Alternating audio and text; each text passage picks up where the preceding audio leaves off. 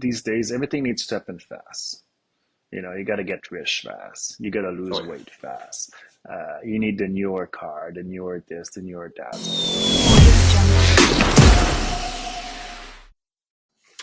Hi everybody, welcome to my podcast. My name is David Roger. Today my guest is a good friend of mine. His name is Mike. So Mike, why don't you start by introducing yourself? Hey David, so yeah, my name is Mike. I've been in the Canadian Forces for almost 18 years, and I graduated with a degree, honors degree in sociology back in 2022, I believe. And I'm passionate about mental health and what's affecting us and what society is creating the condition that ultimately is affecting our mental health. Well, I'm going to talk to you about the fact that last year was a pretty horrible year. I mean, the last past couple of years, I mean, like the pandemic, the after pandemic, and now we are dealing with like inflation. We have to deal with, I mean, all the global conflict, plus the natural disasters. So, uh, how do you think those things affect people's mindset and goals in society? The way I see it anyway, it's the more conflict that we have seen rising, the wildfire season this summer that was out of the ordinary. For example, right now it should be minus 40 where I'm located, and it's 10 degrees. So everything is out of the norm a little bit. If you look in United States, there's shooting in school every 2 weeks. So it's creating the condition, I think, where people's mindset is starting to shift from, okay, I'm going to look 5, 10 years in the future. Here's what I'm going to accomplish. And you follow a certain path in life to I don't know what next year is going to look like. Am I going to be able to afford my mortgage? My kids are going to go to school and get shot. Like the future is becoming more and more uncertain, right?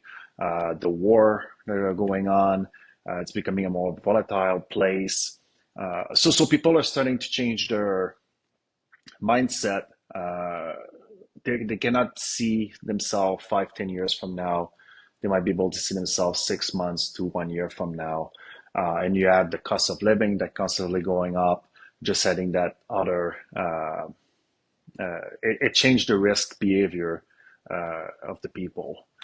So it's definitively not really good right now.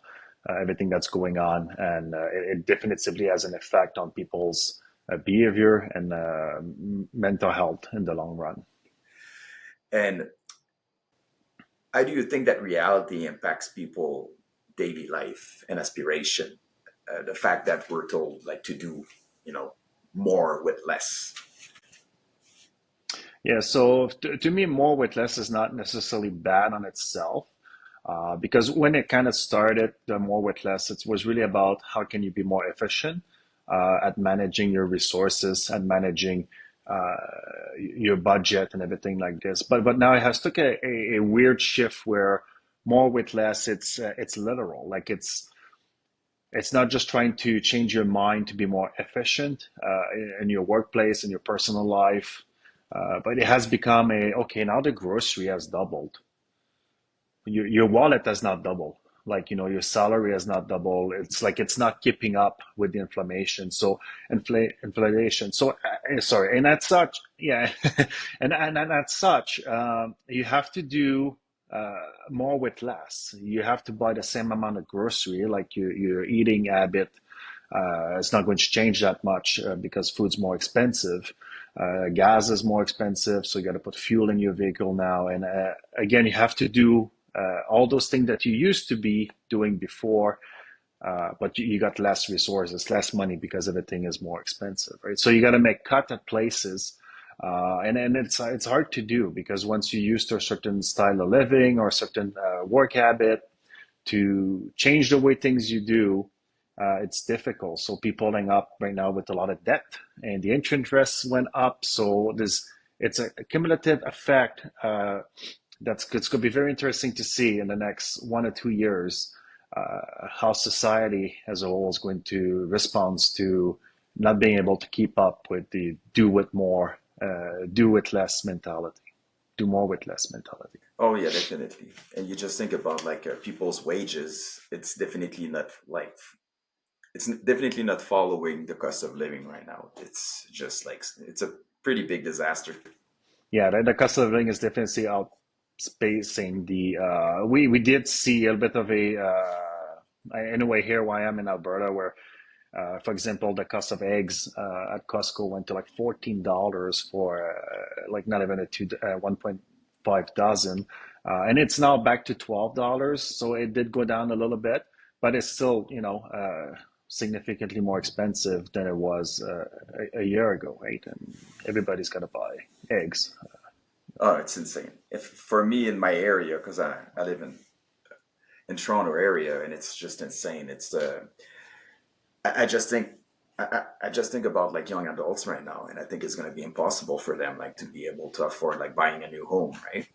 They're just going to be condemned to pay for rent, and I think it's really really Oh, sad. I and mean, like if you, even rent is a tough market right now. Like the rent oh yeah, has double, tripled in some place, and it's so, and that's kind of part of the issue with mental health and risk behavior of people. If you don't really have anything to look for in the future and you're uncertain, like my kids already telling me like, Dad, I don't know if I would ever be able to move out of your house, just because it's so expensive. And she's 13 years old. Like when I was 13 years old, I was not even thinking about worrying about where am I going to live when I'm a young oh, adult. It was not even in it's my mind. it's And it pretty is in funny. my 13-year-old mind. It's like she's worried about that. She's like, I need to find a job that would pay me so well that eventually I can live in a shitty apartment. It's it's pretty funny to think about the Generation X, the Gen X that they were like considered like the new future generation, like they were hopeless and everything, and at the end it wasn't that bad for them.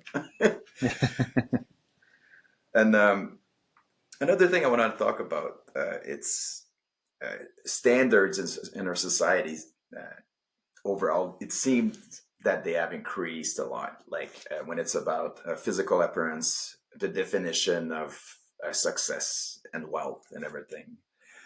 Do you think you can give me some example of factors that impact social pressures and expectation that contribute to ideals like physical appearance and wealth? So I find these days everything needs to happen fast. You got to get rich fast. You got to Oh lose yeah. weight fast. You need the newer car, the newer this, the newer that. So part of the trend, and I think moving from what previously was a very regulated market of television and commercials, with government money put into it, has moved to like a YouTube style where people are influencer, right? And those influencer influence you. At the end of the day, they're there to make money. They're not there to really help you. They're not there to give you advice. They're just there to make money. So whenever they can tell you, sell you, promote to make money. And then the people need to understand that this guy that's really fit, that's super shredded on YouTube, and is like, oh, if you do that 60-day plan, you're going to look like me. All you have to do is click on that link below and pay $500 or whatever how much you sell this course for. Follow the process, and you're going to lose weight like this. But it's not right. Like this is a lifetime commitment to be shred and fit like this. Most people don't have the time to do that. And like I said, it's about selling you the dream fast and how fast you can achieve the dream. So, like if you look at getting rich quick, right? So, I like it every new year. There's a big boom in the market. A lot of new people are coming in, and I was like, I'm going to make it. I'm going to be a millionaire in no time. It's so easy to become rich. Just follow the market, invest in stocks, do day trading, and in no time you'll grow your portfolio from $1,000 to $100,000. Follow me in this journey. We'll see how it goes. And most people just end up losing $1,000, right? Because they have no idea what they're doing. They don't understand the market. They cannot take the pressure. They don't fully grasp the years of knowledge that you need before you can be successful in the market. Because somebody there, which we don't even know if he's got $100,000 in his bank account. Let's be real; all those numbers can be made up, Photoshop, whatever. But they're influencing in doing so. And at the end, it's always like click on this, click on that, pay for this. So you're like desperate for money, desperate to find a quick a dollar, and you end up spending your money to learn how to make money, but you don't make money. So and it's the same thing with the beauty standard, right? So beauty standard change over the centuries. And like I'm not too sure what's the beauty standard. Obviously, I don't really fit in it. Uh, but like there was a time, like in the Greek time, like a little bit more of a chubby woman was deemed to be the beauty standard, let's say. And then now it's like the skinny, the imperfection is like not tolerated, so that leads to plastic surgery. Uh, like extreme dieting, eating like one time a day, all making yourself vomit just to like remain skinny and have an appearance of being fit. And then all of this is, and it's not just YouTube, it's also like the superstar, the society as a whole, magazine, commercial that just promote the ideal body image that men and women should have, that are just, for most people, they're pretty far from being able to reach, right? No, I couldn't agree more. And what about like things like social inequalities and factors like workload and economic disparities? I do think those things affect people's pursuit of their goals and where they want to go in life. Yeah, so the economic climate right now, it's like we discussed a little bit earlier, it's not looking so good in the future. It could change, right? And that's the interesting thing about economy. It's we think it go in one direction and it does 180 degrees in the other direction. However, there's a trend that's been observed over the last, I don't know, many years. The rich are getting richer and the poor are getting poor. And then it's not the poor don't have a good salary, it's just everything else around their salary is so expensive that they're not making, they don't have the same buying power that they did, let's say, 20 years ago. Yeah. Arguably, like 50 grand a year, 30 years ago, will get you a lot more further than, an 80 grand salary today. And even if you're making more money than back then, you're not really making any more money. And it's So it's without just, mentioning like the new expenses, like internet wasn't around before, like it wasn't something we needed, and all those things. Now you're not even functional without it, right? Just like yeah. to name that example for. And I think also part of like trend and force ideologies on you are changing a lot more quickly. Like if I go to my grandmother's house, for example, she still had the same bed made of hardwood Mhm. that she bought in the 80s or I don't know when, but it's made solid. Like it's not going anywhere. It'll still be there in like 50 years. But now like you buy a house, it has to be a certain style. And every 2 3 years the style change and you're like, you know what, I need the new table, the new this, the new couch, and they're made cheap too. And by the time it's the trend change, you actually need a new couch because you spend like 3 4 grand on this couch and now it's like basically not even standing sitting properly. It's not comfortable anymore. So we're living in a society of there's a constant need to buy and we're pressured to buy from all angles. Oh, we are, and even if we don't want to, like you mentioned, uh, let's say you want to keep your TV, like you're like, oh, I bought this TV, it's a good one, like I'm gonna keep it forever. It's not, you're not going to be able to keep it forever. After like 6 7 8 years, if you watch a lot of TV, it's done. Like it's same with phones and everything. Like at some point, like let's say you want to keep your phone, you're like, I'm not going to change my phone, I'm going to keep it. At some point the programs don't work with it. Like they Well, won't and give that, you the that choice to too. change it. Yeah, and they find a way to hook you, right? So every year they add a little feature, a little thing. Right now it's AI everything. Oh, AI everywhere. is the greatest thing. So like the new Samsung phone S24, I believe it's coming up, and apparently it's got this great AI stuff that just make your S23 not good anymore, right?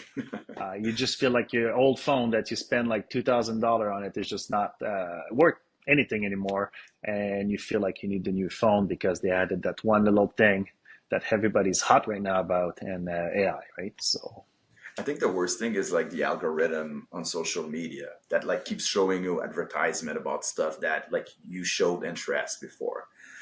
And like you keep seeing it and seeing it and seeing it. At some point you're like, oh, I need this thing. Like and No, you're buying 100%. it and realize it I didn't need it. Like what did I do? Right? Yeah, and if you Google one time rice cooker, next thing you know, you're on Facebook, YouTube, whenever, and everybody's Everywhere. selling you rice cooker, right? Yeah. When they ask you like if you allow the cookies, that's what happens, right? Mental health used to be such a taboo subject. Now people seems to be more open-minded about it. Why do you think mental health is important, and does it still challenge social norms? Yeah, so mental health is definitively a word that's more acceptable, uh, but it's still only a word. Like if you actually have real mental health issue, most people, especially males, uh, are not going to really go seek the help they need, or when they do, it's often unfortunately too late, and they need to be heavily medicated, or the damage is already so advanced that it takes a very long time to recover, right? And then I think more and more people are starting to see mental health to be similar as a physical injury. If you twist your ankle and you don't take care of it, it'll get bruised and you'll have more complication. And you want to take care of it right away, right? So when there's something that trigger or create like massive anger, massive anxiety, and you cannot snap out of it, mental health is something that's very important to go like, why am I getting hooked on this? Why am I so cannot get out of my head with certain situation, and find ways to unhook yourself? And to do that by yourself, I personally find it's a very difficult thing to do, and to recognize that you're going in that space and mind.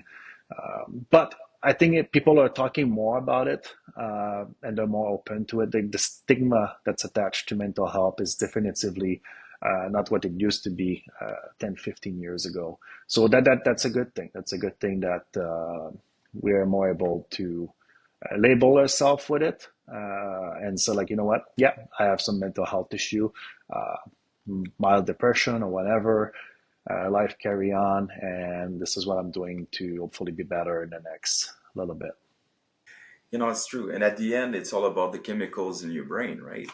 Like you need like to see like the right specialist, the right doctor, like to be able like to heal. Like, and Yeah. sometimes it's a really long recovery. Yeah, and it's like most thing in life, it's not a quick fix. You don't become rich overnight. You don't learn to play piano like Mozart overnight.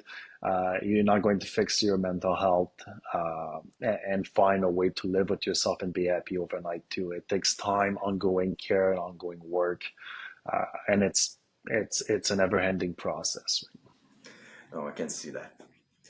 And we're another thing I wanted to talk about is the fact that I think we're really lucky to live in a Western country, but unfortunately, we created this system where it's extremely hard to be happy with what we already have.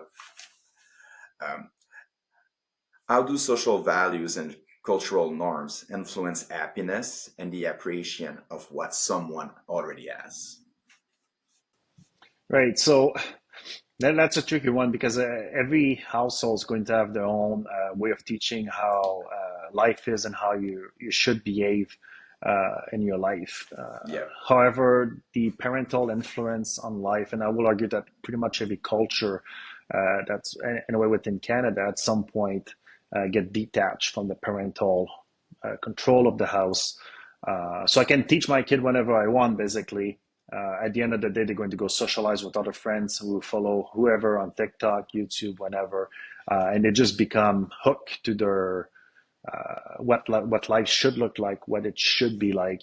I remember watching movie when I was young, and you see like Brad Pitt, big house, car, being all Jays bound, and it just kind of like become that like, okay, this is what I need to be when I'm older, right? I need to be a soldier. I need to be a man. Don't cry. Don't, all of this. Then I become in a place later on in life where it become a bit of a competition, right? It's like, oh man, my neighbor got a car. Like, oh yeah, I want a new car too. Let's look at new cars, right? Your friends come to work and they got a new cell phone. You're like, oh, this is nice and everything. Next thing you know, you're on Google and you're like Googling phones. And, it's like this constant need to prove yourself with material instead of your inner value and what is truly important in life, right? No, that's a fact. And when I went to Thailand and Costa Rica, I mean, like those, the population of those countries has definitely like less money than us here, but they seems to be way happier when what they have. Something I noticed, like they have like a scooter, like a small place where they live and everything, and they don't seem to want more than that. Like we're Yeah. So constantly like looking for material, constantly like looking for uh, like to improve like a career or anything like that, which is not necessarily a bad thing, but like when it becomes like an obsession, I don't think it can't that can't yeah. be good. Like, And to me, I think people need to learn to self-reflect and go back on like caring about the little things. A lot of little things, a lot of little wins makes for happiness, right? If you're like, man, I need to have a Lamborghini, you're going to be very unhappy if you work at McDonald's. You're never going to get a Lamborghini, right? It's just not feasible. You're never going to be able to really achieve this goal that you have set yourself. Set a small goal. I'm going to pay off my car. And when you have pay off your car, you had a win. It's not a Lamborghini, but you know what? You had a win. And it's to set little achievable goals that are not too far in the future, but that will keep you going and keep you happy. There is you can make those goals happen, right? But to focus on the little things, and the little things, man, that can be your pets. You know, let's say your pet is doing some kind of fighting, scratching thing, and you're like, oh my God, they're fighting again. No, no, no. Oh my God, they're so cute. Look at them playing together, right? Change your perspective on how you see things, right? My kids dropped a glass on the floor and there was water everywhere. Uh, Moment of frustration, or you know what, like this is a good teaching moment. Here's the mop, clean up. um, Little things. Focus on the little things and the little problems. Try to see the positive in it. It can be rainy outside, and it's unfortunate. It rains. It's not really what you would like to do on a Saturday. You're like, man, I work all week. It's rainy today. It was sunny all the time I work, but now that I'm off, it rains. Like you know what? Take an umbrella and go enjoy the rain, the sound of the rain hitting the ground, and focus on the little thing because sometimes when it's raining, it's also very beautiful outside. You might see a rainbow. There's a lot of positive, even if one thing is negative, right? People focus on the negative too much, and they cannot detach themselves and like, okay, that's bad. What's good though around that? Uh, and it's just to be able to self-talk yourself, reflect, be grateful for what you have, be grateful for the little things. mhm, that's really well said. So, how do social structures, power dynamic, and cultural expectations shape work-life balance and personal well-being? So with the increase of communication, the internet, cell phone, I will argue personally that the demand to work has increased significantly. Like they were saying, like, oh, with computer work's going to be easier. No, not really. Actually, probably a lot more work than it used to be. There's more report, more PowerPoint, more Excel sheet, more briefing note. It's a never ending thing. And when you go home at night and you're supposed to have that work life balance, it's increasingly more difficult just because your work cell phone's following you with you, and the emails are coming in still at night, and people are calling you, and there's always something going on that's always so urgent, that's so, and some of it is also people's own doing. People are worried. People don't want to lose their job. People don't want somebody else to take the credit for a project. So they try to stay on top of it all the time. Then you end out in a burnout, and you're like, man, I don't know why. Like, I don't know why, because you work like 90 hours a week. Yeah, you're in the office 40, but you're always on your phone, always doing some stuff, always thinking about your project, and you're always working when you need to decompress as well, right?